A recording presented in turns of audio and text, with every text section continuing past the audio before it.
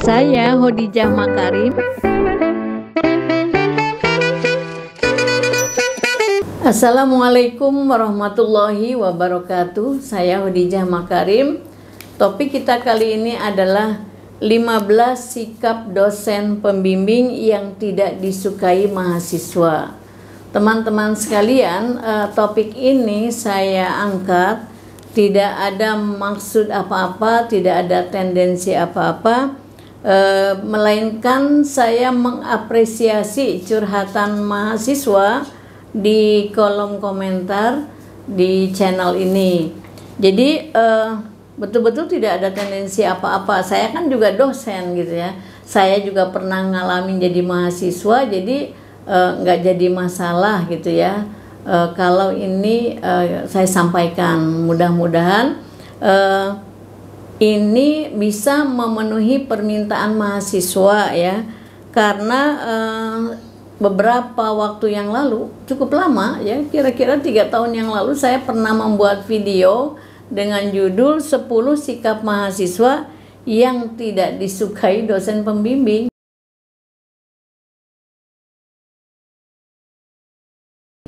Tujuannya pada saat itu adalah supaya mahasiswa mengambil pelajaran dari apa yang saya sampaikan untuk tidak memunculkan sikap-sikap yang 10 itu yang saya sampaikan supaya bimbingannya lancar. Nah, kemudian banyak mahasiswa yang menyampaikan komentar, Bu, supaya balance, coba sampaikan juga apa yang tidak disukai mahasiswa. Tapi saya tidak berdasarkan kesan ya, saya memproduksi ini, melainkan berdasarkan curhatan mahasiswa yang mengalami ada sedikit kendala lah ya di dalam penulisan skripsinya. Lalu saya himpun gitu. Nah, hari ini saya sampaikan kepada teman-teman mahasiswa gitu ya. Tetapi kita harus pahami dulu bahwa dosen juga manusia biasa yang punya kelebihan dan kelemahan masing-masing ya. Jadi kelebihannya kita hargai, kita apresiasi, kita nikmati ya dalam proses berkomunikasi bimbingan skripsi. Kekurangannya kita berusaha mengatasinya supaya tetap kembali ke tujuan semula dalam proses bimbingan skripsi itu lancar. Jadi pastinya teman-teman akan menghargai itu, baik kelebihan maupun kelemahan dari dosen pembimbingnya masing-masing ya. Jadi misalnya begini, ada dosen yang sangat menghargai waktu, tapi kemudian sangat menghargai waktu, sangat menguasai kontennya ya, apa yang kita teliti, tapi agak-agak judes ya, nggak apa-apa lah, nggak usah mikirin sikapnya ya. Atau mungkin nanti ada dosen yang murah senyum, pengertian, responnya selalu positif, tapi sangat sibuk di luar kampus sehingga kamu harus mengejar-ngejarnya luar biasa untuk bisa bimbingan. Atau kemudian mungkin karena sibuknya itu kurang peduli terhadap yang kamu kerjakan gitu. Yaitu yang paling penting, mahasiswa itu tetaplah fokus pada skripsinya, tidak usah berfokus pada sikap dosennya itu ya. Saya juga pernah memproduksi video tentang hal tersebut. Kita harus tetap fokus pada skripsi kita.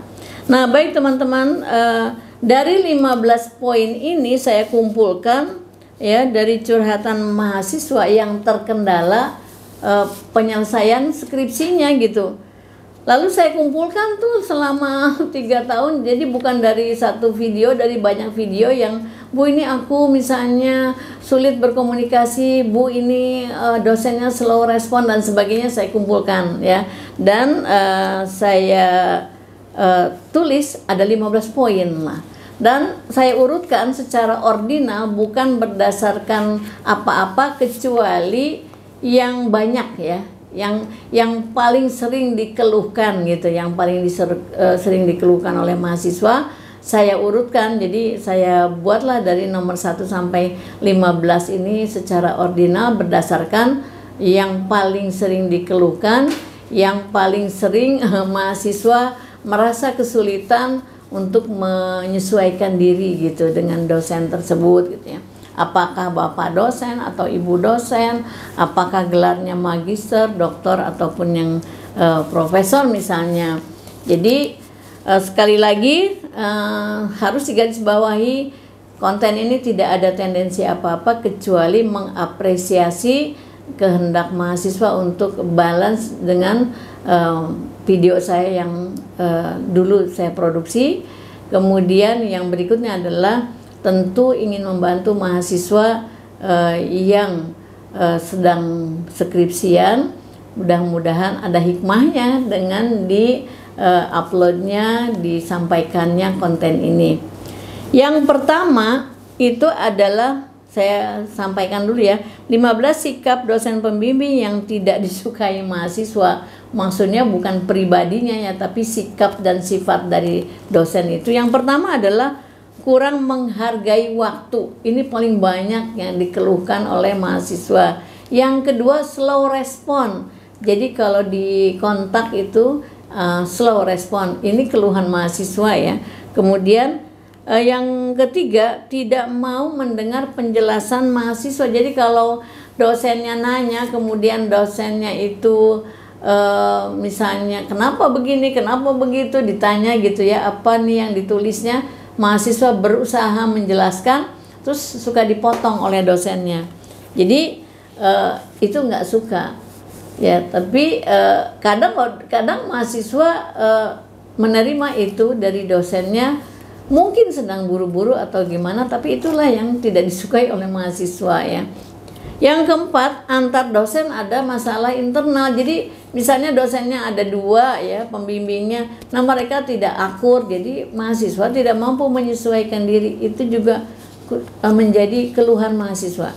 Yang kelima, ada katanya menurut mahasiswa mempersulit mahasiswa. Maksudnya adalah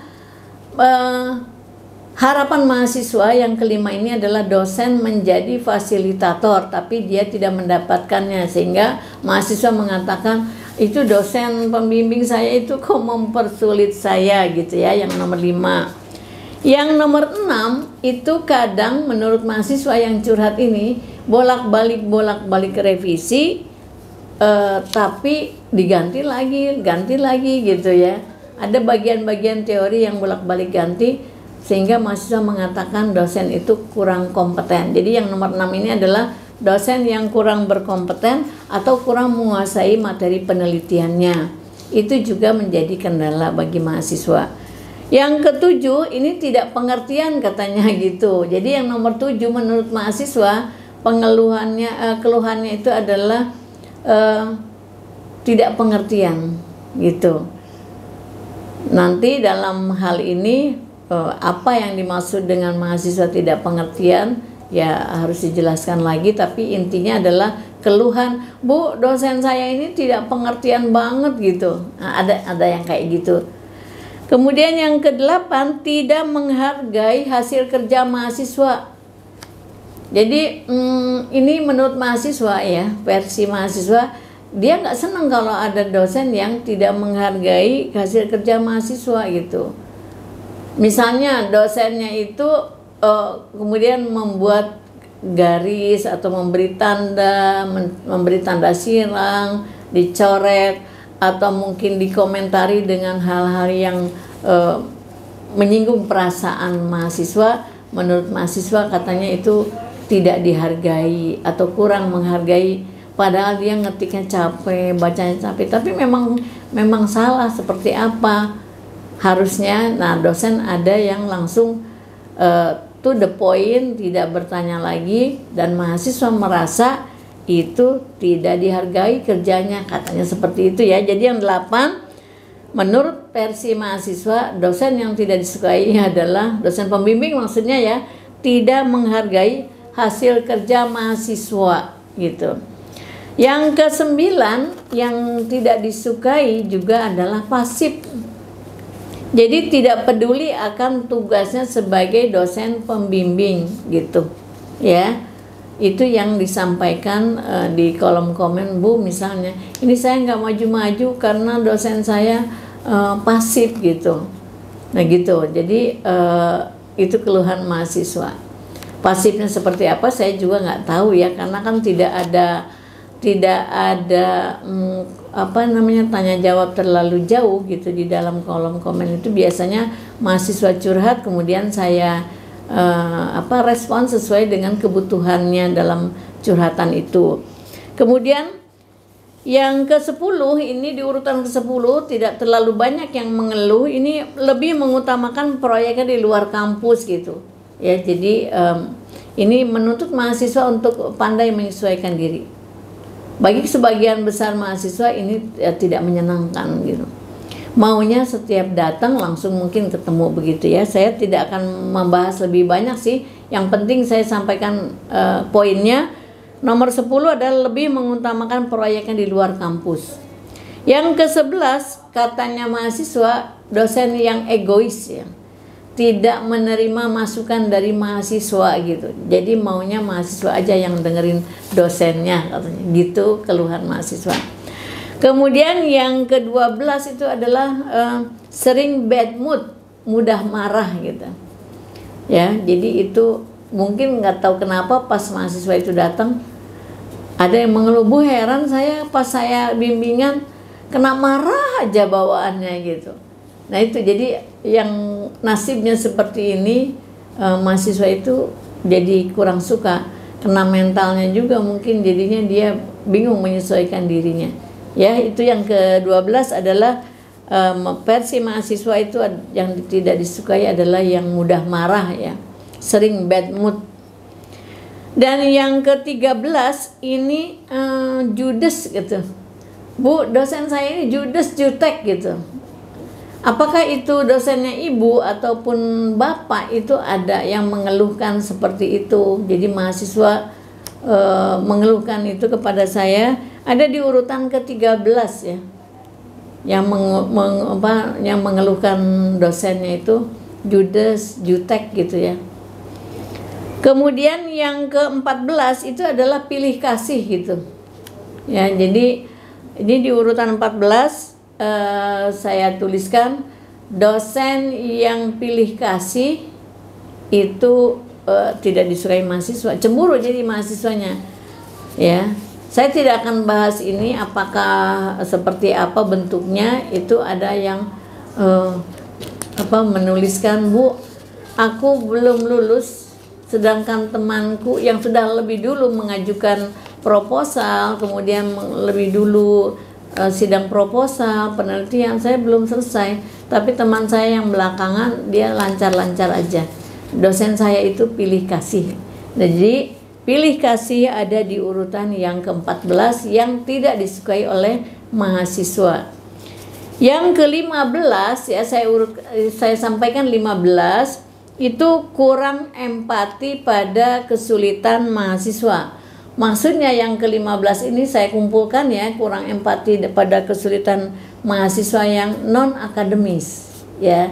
Jadi artinya gini, mahasiswa itu suka bertanya, Bu, boleh nggak sih saya mengeluh kepada dosen pembimbing bahwa saya misalnya kesulitan ekonomi, bahwa saya sulit ini, sulit itu, yang tidak berkaitan secara akademis langsung, ke akademis langsung, tidak ada kaitan dengan skripsi langsung. Jadi keluhan-keluhan yang non akademis gitu.